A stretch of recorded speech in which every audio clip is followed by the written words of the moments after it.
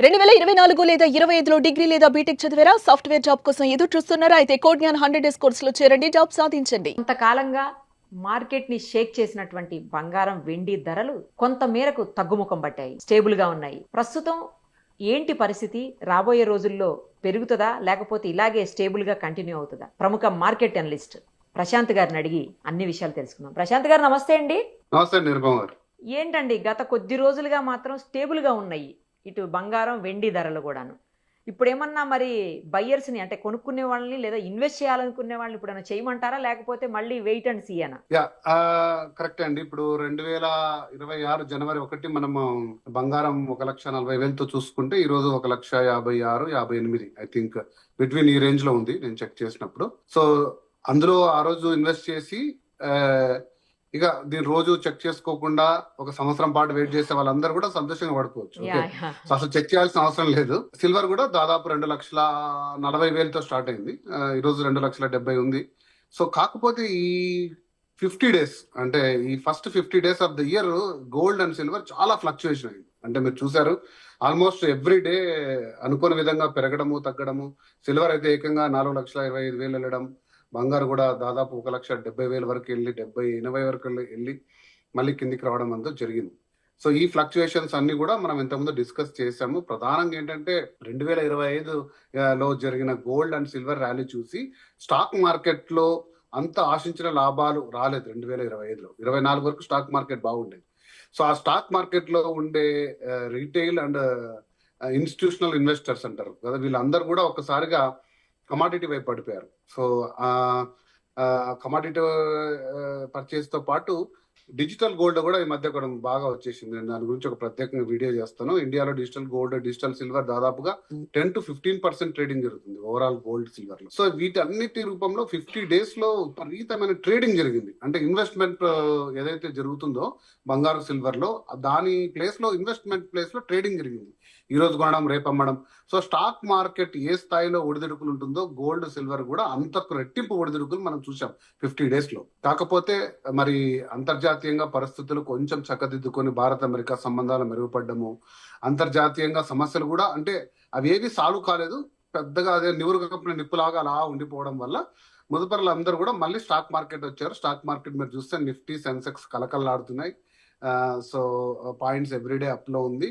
So మరి ఆ stock market మళ్ళీ ఎప్పుడు క్రాష్ అవుతుందో, వాళ్ళందరూ కూడా కమోడిటీ మార్కెట్ ఎప్పుడు వస్తుందో మనం అని కూడా ఊహించలేము. ఎందుకంటే బంగారు సిల్వర్ పెరగడానికి కారణాలు, తగ్గడానికి కారణాలు మనం అనేక సార్లు డిస్కస్ చేసాం. అంతర్జాతీయ పరిస్థితులు, డాలర్ ప్రభావం కానీ ఈ 50 డేస్ లో ఏదైతే చూసామో అది చాలా విభిన్నమైన కారణాలు. అంటే ఒక 70 ఏళ్ల చరిత్ర ఉన్న బంగారు సిల్వర్ పెరగడానికి కారణాలకి ఇప్పుడు పెరుగుతున్న కారణాలకి చాలా తేడా ఉంది.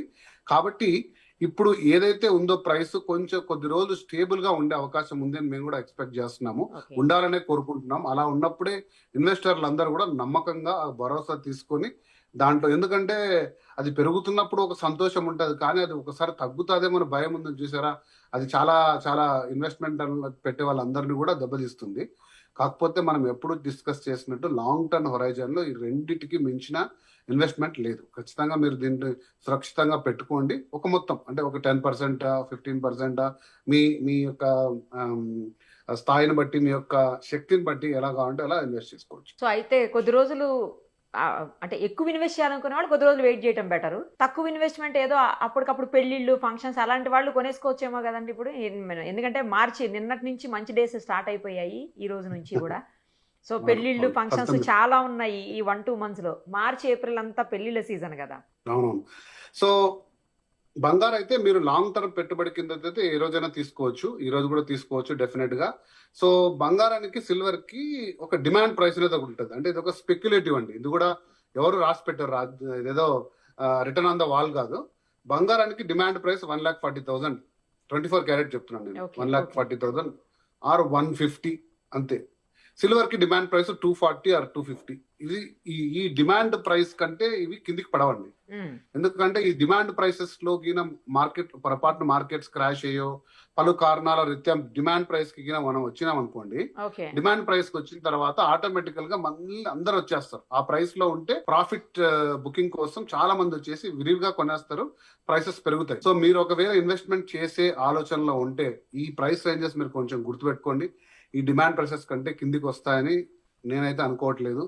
సో చాలా మంది నాకు కాల్ చేసి 1,00,000 కిందకి ఎప్పుడు వస్తుంది బంగారం చెప్పండి, 1,00,000 కిందకి వస్తే అవును, కొందాం 1,00,000 కిందికి అనుకుంటున్నాను లేదా వస్తుంది అని కూడా అంటున్నారు. 70,000, 80,000, 90,000 వచ్చేస్తుంది అని అనే అంచనాలు అయితే అసలు లేవండి. అలాంటి అంచనాలు లేవు. తప్పు. ఓకే బంగారం అంత ఫాస్ట్ మొత్తంలో ఫ్లక్చువేట్ కాదు బంగారం ఎప్పుడు కూడా.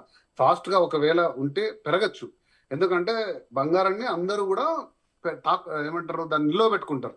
అది రోజువారీ ట్రేడ్ చేసే ఐటమ్ కాదు, టన్నులతో కొద్ది నిల్వ ఉంటుంది. సో ప్లస్ ఈజీగా మైండ్ చేసే ఐటమ్ కాదు కాబట్టి అంత ఈజీగా ట్రేడ్ అయ్యే కమాడిటీ కాదు. ప్లస్ 200 దేశాల్లో అన్ని దేశాల్లో చాలా విలువైన సంపదగా ఉన్నది. ఇది అన్ని కరెన్సీలకు సమానంగా నిలబడుతుంది కాబట్టి దీని మార్కెట్ చాలా పెద్దది. సో అంత ఈజీగా ఫ్లక్చువేట్ కాదు. అదే సిల్వర్ అంటారా, మనం చెప్పాం సిల్వర్ మార్కెట్ చిన్నది, కంపారిటివ్లీ ఎవరు స్టోర్ చేసుకోరు. ఇండస్ట్రియల్ యూసేజ్, చిన్న చిన్న ఆర్నమెంట్స్ లేదా తక్కువ స్థాయి ఇన్వెస్ట్మెంట్ లో చేస్తారు. దాని ప్రొడక్షన్ కూడా చాలా తగ్గింది, డిమాండ్ పెరిగింది. యాక్చువల్ గా అయితే ఆ కారణాలు అయితే బంగారు ఎప్పుడో సిల్వర్ ఎప్పుడో 3.5 లక్షకి వెళ్ళి ఉండాలి. కాకపోతే కొన్ని అనుకోని కారణాల రీత్యా నేను చెప్తాను, ఈ spot and digital gold silver లో చెప్పినప్పుడు చెప్తాను. సో ప్రతి ఒక్కరు కూడా అంతో తీసేసి పెట్టుకొని దాని ప్రైసెస్ ని ఇన్ఫ్లేట్ చేయడము తగ్గడం లాంటివి జరిగి సో అలా ఉంది. కానీ బట్ సిల్వర్ కి అయితే లాంగ్ టర్మ్ లో చాలా మంచి డిమాండ్ ప్రైస్ వచ్చేది ఉంది. ఏదైనా కూడా 150 కంటే బంగారం అయితే తగ్గదు 10 గ్రాములు, అలాగే సిల్వర్ అది 250 కంటే తగ్గదు, అంతే. ఇదైతే ఓకే అంచనా అంతకంటే తక్కువ వెళ్ళినా కూడా చాలా ఫాస్ట్ గా ప్రైస్ కి వచ్చేస్తుంది. కట్టు బంగారం అంటుంటారు, లేకపోతే షీట్ గోల్డ్ అంటుంటారు. అది రాగి గోల్డ్ మిక్సింగ్ లో వస్తుంది అని చెప్తూ ఉంటారు కదా, అసలు అదేంటి? 1 గ్రామ్ గోల్డ్ కి దీనికి చాలా వేరియేషన్ ఉంటుందేమో, అసలు ఏంటిది? దీనికి ఏమన్నా ఇప్పుడు డిమాండ్ ఎక్కువయ్యే అవకాశం ఉందా, లేకపోతే ఇది తీసుకుంటే ఏమన్నా రేపు ఇన్వెస్ట్మెంట్ గా పనిచేసే అవకాశం ఉంటుంది? అది కూడా చెప్పండి. యా డెఫినెట్ గా అండి. ఇప్పుడు అంటే ఒక 30-40 ఇయర్స్ బ్యాక్ ఈ కాన్సెప్ట్ ఉండేది. ప్రముఖంగా దీన్ని షీటెడ్ గోల్డ్ అంటారండి, కట్టు బంగారం, కరెక్ట్ చెప్పారు. సో ప్రముఖంగా పెద్ద పెద్ద కడియాలు కానీ లేదా పెద్ద ఆర్నమెంట్స్ చేయాలన్నప్పుడు so 90-95% copper, 5% gold, 24 carat gold. Okay ఆ షీట్ కాపర్ ని ఎక్స్టెంట్ హీట్ చేసి దాని మీద 24 క్యారెట్ గోల్డ్ షీట్ వేస్తే డెఫినెట్ గా కాపర్ కూడా గోల్డ్ కలర్ లోకి చేంజ్ అయ్యి అది ఒక గోల్డ్ ఆర్నమెంట్ గా ఉంటుంది. సో మీకు ఎప్పుడైనా సరే అంటే ఇది దాదాపు దాని ఒరిజినల్ గోల్డ్ ఆర్నమెంట్ టైప్ లో ఒక 5 ఇయర్స్ వరకు ఉంటుంది. జాగ్రత్త వాడుకుంటే 10 ఇయర్స్ వరకు కూడా ఉంటుంది, ఎటువంటి చెక్కు చెదరకుండా. తర్వాత దాని రూపం అది చెందుతూ చిన్నగా కాపర్ దాని స్థాయి కలర్ మారి కాపర్ కలర్ లోకి వచ్చే ఛాన్స్ ఉంటుంది. But at any point of time దీంట్లో మీరు తీసుకోవాల్సిన జాగ్రత్త ఏంటంటే షీటెడ్ గోల్డ్ లో ఎంతైనా అంత మొత్తమైన గోల్డ్ ఉండొచ్చు కదా, 5 గ్రామ్స్ అయినా గోల్డే, రైట్? 5 గ్రామ్స్ కూడా ఈరోజు తక్కువ లేదు, 70,000 నుంచి 80,000 రూపాయలు. సో ఒక 100 గ్రామ్స్ ఆర్నమెంట్ తీసుకున్నారు మీరు, ఒక మంచి నగలో లేకపోతే వడ్డానమో లాంటిది తీసుకున్నారు. ఆ 5 గ్రామ్స్ మీరు మళ్ళీ తీసుకోవాలంటే సో దాదాపుగా 60% వాల్యూ వస్తుంది. 5 గ్రామ్స్ లో 60% వాల్యూ మీకు వస్తుంది. ఎందుకంటే కాపర్ తో అది మిక్స్ అయిపోయి తర్వాత దాంట్లో నుంచి మళ్ళీ ఎక్స్ట్రాక్షన్ లో చాలా ఇబ్బందులు ఉంటాయి కాబట్టి మీరు అదొకటి గుర్తుపెట్టుకోండి. దాని మేకింగ్ ఛార్జ్ అనుకోండి, ఇంకోటి అనుకోండి. ఆ షీటెడ్ గోల్డ్ తీసుకున్నప్పుడు ఒరిజినల్ గోల్డ్ ఏదైతే వస్తుందో వాల్యూ 100%, ఇది అంత మొత్తానికి రాదు. కాకపోతే ఇది తీసుకోమని నేను చెప్పను, తీసుకోవద్దని నేను చెప్పను. ఎందుకంటే ఇది ప్యూర్లీ ఇండివిజువల్ డెసిషన్. అది అంత మొత్తం ఆర్నమెంట్ గా మనం కావాలి అన్నప్పుడు రోల్డ్ గోల్డ్ లేదా సిల్వర్ మీద గోల్డ్ కోటింగ్ కంటే ఇది బెటర్ లుక్ ఉంటుంది, ఇది ఒరిజినాలిటీ ఉంటుంది. అంటే కనిపెట్టలేదు దాదాపుగా వచ్చి తీసుకొని ఒక కంసలో ఒక ఎక్స్పర్ట్ ఉంటే తప్ప ఇది షీటెడ్ గోల్డా లేదా అని చెప్పడం చాలా కష్టం. ఓకే, బట్ ఈ రోల్డ్ అంటే ఏదైతే 1 గ్రామ్ అంటారో అది ఇమిటేషన్ లో ఉండే, అది gold just coated, right? So అది కోటెడ్ కాబట్టి దాన్ని కొంచెం ఈజీగా కనిపెట్టచ్చు. ఈవెన్ సిల్వర్ మీద కోటింగ్ కూడా కనిపెట్టచ్చు. బట్ షీటెడ్ గోల్డ్ కొంచెం ఇంతకు ముందు వాడేది ఇప్పుడు ప్రముఖంగా వినిపిస్తుంది. నా అంచనా నిజమైతే బంగారు ప్రైస్ 2 లక్షలు దాటి 2,50,000 పోతే షీటెడ్ గోల్డ్ మార్కెట్ కూడా ఎమర్జ్ అయ్యే అవకాశం ఉంది. మరి ఆ తర్వాత దాది అంటే ఏదైతే కాపర్ ఉంటుందో ఆ రాగి కూడా పనికొస్తుంది కదండి, యూస్ చేసుకోవచ్చు కదా? రాగి వాల్యూ చాలా తక్కువ కదండి, దాంట్లో వాడే 95 గ్రామ్స్ కాపర్ వాల్యూ అంటే ఈ రోజు రేపు 100s లో. దాని ఎక్స్ట్రాక్షన్ ఆ ప్రాసెస్ ఖర్చు కంటే దాని మెటల్ ఖర్చు తక్కువ ఉన్నప్పుడు దాన్ని అంతగా పెద్ద పట్టించుకోరు. థ్యాంక్ యూ అండి, థ్యాంక్ యూ సో మచ్.